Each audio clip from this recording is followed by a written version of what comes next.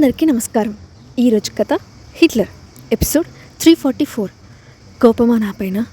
ఇక స్టోర్లోకి వెళ్తే book store నుండి బయటకు వచ్చిన హాస్నికి మహేంద్ర వర్మ ఎదురుపట్టడంతో తప్పనిసరి పరిస్థితుల్లో అతనితో కలిసి కాఫీ షాప్కి వెళ్ళింది. కొన్ని విషయాల్లో అతనికి క్లారిటీ ఇచ్చి ఇంటికి వచ్చిన ఆమెను ఆలస్యంగా రావడానికి గల కారణం ప్రశ్నించాడు విరాట్. మరుసటి రోజు ఉదయం ఆలస్యంగా నిద్రలేచిన హాస్ని ఆఫీస్కి వెళ్ళడానికి హడావిడిగా పడుతున్న సమయంలో ఫోన్ కాల్ మాట్లాడుతూ ఆమె వైపు కోపంగా చూశాడు విరాట్. అది గమనించిన హాస్ని, ఎందుకంత కోపంగా చూస్తున్నారు?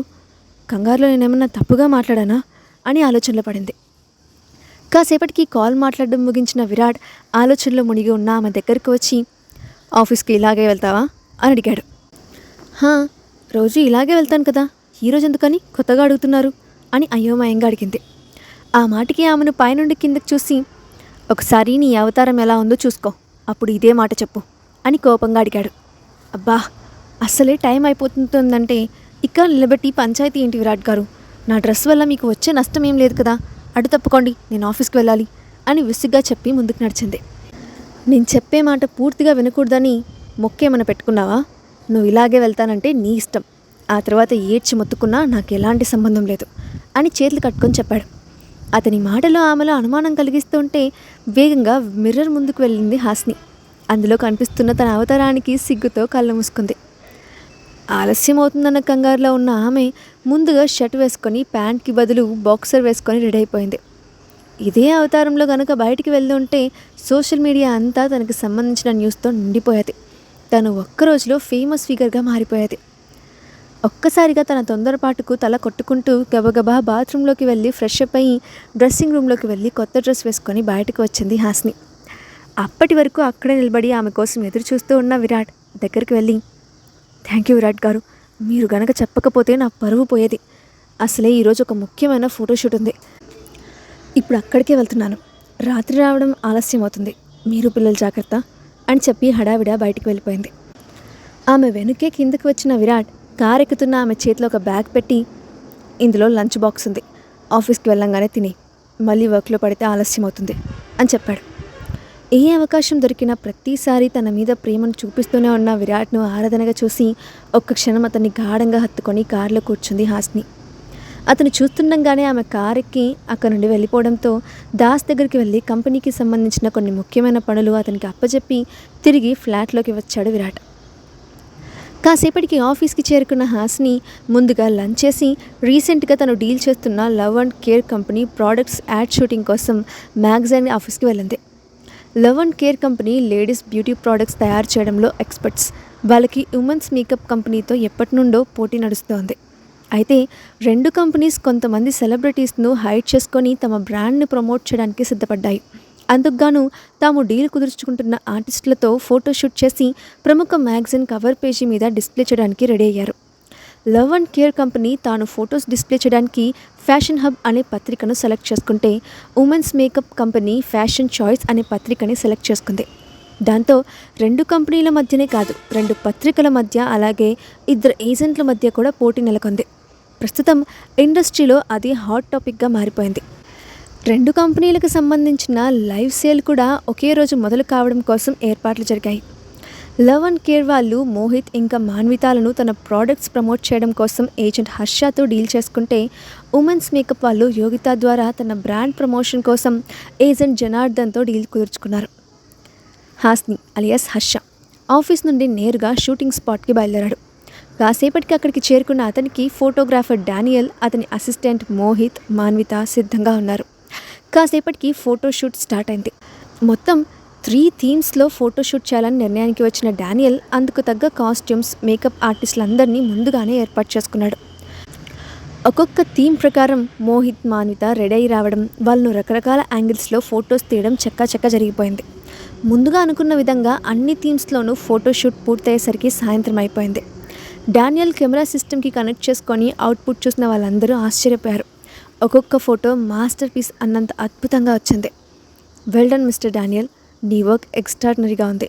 ఉమెన్స్ కేర్ మీద మనం విన్ అవుతామో లేదో నాకు తెలియదు, కానీ నీ ఫొటోస్ రిలీజ్ అయితే మాత్రం ఇంటర్నెట్ అంతా సెన్సేషన్ సృష్టిస్తాయి, అందులో ఎలాంటి అనుమానం లేదు అని అతన్ని పొగడ్తల్లో ముంచాడు. అయితే ఆ ఫొటోస్ చూసిన మోహిత్కి ఒక చిలిపి ఆలోచన రావడంతో, డానియల్, నేనుండి నాకు ఒక చిన్న హెల్ప్ కావాలి, చేస్తావా అని అడిగాడు. హే హీరో, మన మధ్య నో ఫార్మాలిటీస్, నీకేం కావాలో చెప్పు, నాకు వీలైతే తప్పకుండా చేస్తాను అని నవ్వుతూ బదిలిచ్చాడు డానియల్. నువ్వు తెలివైన వాడినని అందరి దగ్గర డప్పు కొట్టుకుంటావు కదా, అదంతా గేమ్ అయిపోయింది అని వ్యంగ్యంగా అడిగాడు జనార్దన్. అసలు మీ ప్రాబ్లం ఏంటి జనార్దన్ గారు? నా పాటికి నేను వెళ్తూ ఉంటే పని కట్టుకొని ఎదురొచ్చి డిస్టర్బ్ చేస్తున్నారు. మీకు భయపడుతున్నాను నేను ఎక్కడైనా చెప్పానా? అన్నిటినీ మీకు అనుకూలంగా ఊహించుకొని జడ్జిమెంట్ ఇవ్వడం కరెక్ట్ కాదు. 4 రోజులు ఆగండి, గెలిచేది ఎవరో ఓడేది ఎవరో అందరికీ తెలుస్తుంది. నాకు నా తెలివితేటల మీద మాత్రమే కాదు, నా అండర్లో వర్క్ చేస్తున్న ఆర్టిస్ట్ మీద కూడా నమ్మకం ఉంది. వాళ్ళను తప్పకుండా గెలిపిస్తారు. ఆ రోజు మనం ఈ విషయం గురించి డిస్కస్ చేసుకుందాం. ఇక మీరు మాట్లాడడం పూర్తయితే నేను వెళ్తాను అని సీరియస్గా చెప్పాడు హర్ష. నేనెవరో, నా బ్యాక్గ్రౌండ్ ఏంటో కూడా తెలిసి కూడా ఇంత పొగరుగా మాట్లాడుతున్నావా? ఎవరిని చూసుకొని నీ ధైర్యం? నువ్వు ఎలా గెలుస్తావో నేను చూస్తాను. తొందరలో ఈ ఆఫీస్ నా వశం చేసుకొని నిన్ను బయటికి గంటకపోతే నా పేరు మార్చుకుంటాను చూడు అని హర్షకి వార్నింగ్ ఇచ్చాడు జనార్దన్. ఆ వెంటనే మోహిత్ వైపు తిరిగి, కంపెనీ నీ మీద పెడుతున్న పెట్టుబడికి కాస్తైనా న్యాయం చేయి. ఇలాంటి దిక్కుమాలిన ఏజెంట్తో ఉండి నీ కెరియర్ని పాడు చేసుకోకు. ఇప్పటికే నేను అందరూ వేస్ట్గా అంటున్నారు. ఇలాగే కంటిన్యూ అయితే ఇండస్ట్రీలో అందరూ నీ పేరు కూడా మర్చిపోతారు. ఆ విషయం దృష్టిలో పెట్టుకొని సరైన నిర్ణయం తీసుకో అని ఇష్టం వచ్చినట్లు వాగి అక్కడి నుండి వెళ్ళిపోయాడు Janardhan. What the hell, Sandeep అండ చూసుకొని వీడు చాలా ఎగిరి పడుతున్నాడు. ఇద్దరు ఒకే ఫ్యామిలీ అయితే చివరికి ఎక్కువ నన్నే వేస్ట్గా అంటున్నాడు కదా, వీడి సంగతి చెప్తాను అని కోపంగా అన్నాడు మోహిత్. నువ్వు ఇలా ఆవేశపడతావని తెలిసి ఆ జనార్దన్ రెచ్చగొడతాడు. ఇదంతా మనల్ని డైవర్ట్ చేయడానికి వాడు చేసిన కుట్ర. వాడి మాటలకు మనం డిస్టర్బ్ అయితే ఆ ఎఫెక్ట్ వర్క్ మీద పడుతుందని, దాని కారణంగా మనం ఓడిపోతామని వాడు భావించాడు. కానీ వాడికి ఆల్రెడీ మన ఫోటోషూట్ అయిపోయిందని తెలియదు కదా, లేదంటే పని కట్టుకొని ఇక్కడికి రావాల్సిన అవసరం వాడికే ఉంది. ఒకసారి శాంతంగా ఆలోచించు, నీకే అర్థమవుతుంది అని అర్థమయ్యే విధంగా చెప్పాడు హర్ష. అతని మాటలకి ఆశ్చర్యపోయిన మోహిత్, నువ్వు చెప్పింది నిజమే హర్ష, నేను అసలు ఇదంతా ఆలోచించలేదు. ముసలోడు చాలా పెద్ద స్కెచ్ వేసుకొని వచ్చాడు, కానీ వాడి ప్లాన్స్ మన మీద పని చేయవన్న సంగతి వాడికి తెలియదు. గెలుపు ఎవరి సొంతం అవుతుందో తొందరలోనే తెలుస్తుంది, వెయిట్ అండ్ వాచ్ అని సాలోచనగా చెప్పాడు. కొద్దిసేపటికి మోహిత్ కూడా వెళ్ళిపోవడంతో తను కూడా ఇంటికి బయలుదేరింది హాస్ని. దారిలో ఒక ఫార్మసీ కనిపించడంతో అక్కడ కార్ ఆపించి షాప్కి వెళ్ళి బర్త్ కంట్రోల్ పిల్స్ కొనుక్కొని తిరిగి కార్ దగ్గరికి వచ్చింది. డోర్ ఓపెన్ చేసి వాటర్ బాటిల్ తీసుకొని ట్యాబ్లెట్ వేసుకోబోతున్న ఆఖరి క్షణంలో ఆమె చేతిని ఒక బలమైన చేయి పట్టుకుంది. ఆ హఠాత్ పరిణామానికి కంగుతిన్న హాస్ని కోపంగా తల తిప్పేసరికి అంతకంటే కోపంగా ఉన్న విరాట్ కనిపించాడు. ఆ సమయంలో అతని రాకని ఊహించని హాస్ని ఒక్కసారిగా షాక్ అయిపోయింది. తను చేస్తున్న పని అతను చూశాడేమో అని భయంతో ఆమెకు ఒళ్ళంతా షివరింగ్ వచ్చేసింది. దాంతో చేతిలో ఉన్న పిల్ నేలపాలైపోయింది. ఇక్కడేం చేస్తున్నారు విరాట్ గారు? ఈరోజు మీరు హైదరాబాద్ బయలుదేరాలి కదా, ఇంకా వెళ్ళలేదా అని తడబడుతూ అడిగింది హాస్ని. నా సంగతి తర్వాత, ముందు నువ్వు ఇక్కడేం చేస్తున్నావో చెప్పు. నువ్వు వేసుకున్న టాబ్లెట్ దేనికి సంబంధించింది అని ఆమెను ప్రశ్నించాడు. ఆ క్షణం అతనికి నిజం చెప్పాలంటే ఆమెకు భయమేసింది. అలాగని అబద్ధం చెప్పినా అతను సులువుగా కనిపెట్టేస్తాడని తెలిసి బర్త్ కంట్రోల్ పిల్స్ వేసుకుంటున్నాను అని చెప్పింది. మన ఇద్దరు రిలేషన్ కారణంగా నాకు ప్రెగ్నెన్సీ రావడం నాకు ఇష్టం లేదు అని అసలు విషయం చెప్పింది. నాకు చెప్పకుండా ఎప్పటి నుంచి వాడుతున్నావు? అసలు వేసుకోవాల్సినంత అవసరం నీకేమొచ్చింది అని ఎర్రబడ్డ కళ్ళతో కోపంగా అడిగాడు విరాట్. నాకు అవకాశం మీరే కల్పించారు. నాకు దూరంగా ఉండమని ఎంతగా చెప్పినా విన్నారా మీరు? ప్రతిరోజు నాకు దగ్గర అవుతూ ఉంటే ప్రెగ్నెన్సీ రాకుండా ఉంటుందా? ఆ పైన మీరు ఒక సంగతి మర్చిపోతున్నారేమో, నేను ఇప్పుడు హాస్ని కాదు హర్షగా చలామణి అవుతున్నా. ఇలాంటి సమయంలో నేను ప్రెగ్నెంట్ అయితే అది చండాలంగా ఉంటుంది. అప్పుడు పిల్లలకి కూడా నా రహస్యం తెలిసిపోతుంది. అదంతా జరగడం నాకు ఇష్టం లేదు. అందుకే ఇలాంటి నిర్ణయం తీసుకున్నాను అని కుండ బద్దలు కొట్టినట్లు చెప్పింది హాస్ని. ఆమె మాటలకి విరాట్ కాళ్ళ కింద భూమి కంపించినట్లయింది. హాస్ని అలాంటి పని చేస్తుందని అతను కల్లో కూడా ఊహించలేదు. ఒక్కసారిగా అతనిలో కోపం తన్నుకొస్తూ ఉంటే అదుపు చేసుకొని ఆమెను లాక్కెళ్ళి కారులోకి తోసి, నాకు చెప్పకుండా ఇంత పెద్ద నిర్ణయం ఎందుకు తీసుకున్నావు? అలాంటి ట్యాబ్లెట్స్ యూస్ చేయడానికి నేను పర్మిషన్ ఇచ్చానా అని గట్టిగా అరిచాడు. అతని వాయిస్లోని బేస్కి భయపడిన హాస్ని కాసేపటికి తనకి తాను ధైర్యం తెచ్చుకొని, నాకు ప్రెగ్నెన్సీ అవ్వడం ఇష్టం లేదు కాబట్టే ఇలాంటి నిర్ణయం తీసుకున్నాను. మీకు పిల్లలే కావాలంటే నిరభ్యంతరంగా మరో ఆడదాన్ని తెచ్చుకోవచ్చు. అందుకు నేను ఎలాంటి అబ్జెక్షన్ చెప్పను. దయచేసి నా పరిస్థితిని అర్థం చేసుకొని పిల్లల కోసం నన్ను ఫోర్స్ చేయకండి అని నెమ్మదిగా అయినా స్పష్టంగా చెప్పింది హాస్ని. ఆమె నుండి అలాంటి సమాధానం ఊహించని విరాట్ మనసు గాయపడింది. ఇన్నేళ్ల ఆమె తన సర్వస్వం అనుకొని బతుకుతున్న అతని హృదయాన్ని ఆ మాటలు ముక్కలు ముక్కలు చేశాయి. ఆమె వైపు ముభావంగా చూస్తూ, నేను మరొక ఆడదానితో గడిపితే నీకంత సంతోషంగా ఉంటుందా? నిజంగా నేను అలాంటి పని చేస్తే నువ్వు తట్టుకోగలవా అని పిడికిలు బిగించి కోపాన్ని అణుచుకుంటూ అడిగాడు విరాట్.